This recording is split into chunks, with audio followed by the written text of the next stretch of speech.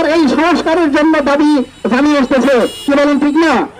শুধু এই সংস্কারের ব্যাপারে এখন পর্যন্ত এই অন্তর্বর্তীকালীন সরকারে কোন প্রকারের কোন ভূমিকা আমরা দেখতেছি না।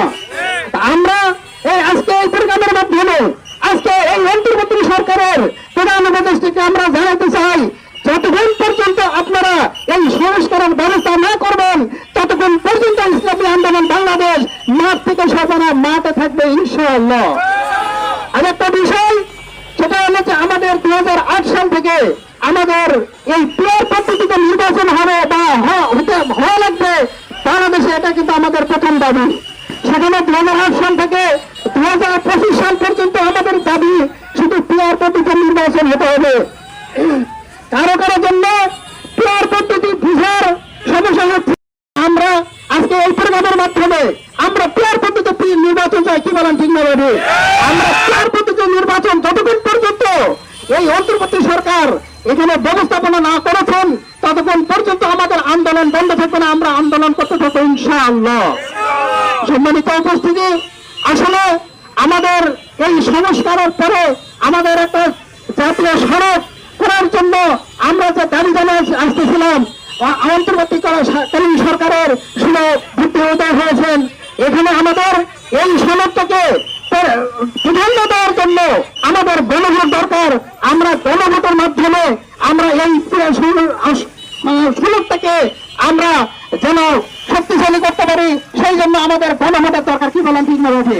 আমাদের এই গণভোট কোনো ভয় চাচ্ছেন যে জাতীয় নির্বাচনের সঙ্গে হবে আমাদের ইসলামী আন্দোলন, আমাদের আমির সাহেব বারবার এই সংস্কারের জন্য দাবি জানিয়ে আসতেছে, কি বলেন ঠিক না? শুধু এই সংস্কারের ব্যাপারে এখন পর্যন্ত এই অন্তর্বর্তীকালীন সরকারে কোন প্রকারের কোন ভূমিকা আমরা দেখতেছি না। আমরা আজকে এই প্রোগ্রামের মাধ্যমে আজকে এই অন্তর্বর্তী সরকারের প্রধান উপদেষ্টাকে আমরা জানাতে চাই, যতক্ষণ পর্যন্ত আপনারা এই সংস্কারের ব্যবস্থা না করবেন ততক্ষণ পর্যন্ত ইসলামী আন্দোলন বাংলাদেশ মাঠ থেকে সর্বনা মাঠে থাকবে ইনশাআল্লাহ। আর একটা বিষয় সেটা হলো যে আমাদের 2008 সাল থেকে আমাদের এই পিয়ার পদ্ধতিতে নির্বাচন হবে বা হওয়া লাগবে বাংলাদেশে, এটা কিন্তু আমাদের প্রথম দাবি। সেখানে 2008 সাল থেকে 2025 সাল পর্যন্ত আমাদের দাবি শুধু পিয়ার পদ্ধতিতে নির্বাচন হতে হবে। কারো কারো জন্য পিয়ার পদ্ধতি বুঝার সমস্যা হচ্ছে। আমরা আজকে এই প্রোগ্রামের মাধ্যমে আমরা পিয়ার পদ্ধতিতে নির্বাচন চাই, কি বলেন ঠিক না? আমরা পিয়ার পদ্ধতিতে নির্বাচন যতক্ষণ পর্যন্ত এই অন্তর্বর্তী সরকার এখানে ব্যবস্থাপনা না করেছেন ততক্ষণ পর্যন্ত আমাদের আন্দোলন বন্ধ থাকবে না, আমরা আন্দোলন করতে থাকবো ইনশাআল্লাহ।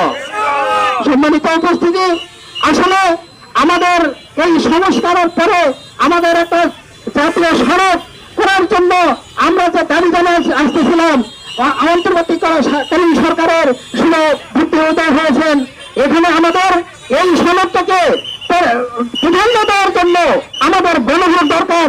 আমরা গণভোটের মাধ্যমে আমরা এই সনদটাকে আমরা যেন শক্তিশালী করতে পারি, সেই জন্য আমাদের গণভোটের দরকার, কি বলেন ঠিক না? আমাদের এই গণভোট কোনো ভয় চাচ্ছেন যে জাতীয় নির্বাচনের সঙ্গে হবে আমাদের ইসলামী আন্দোলন।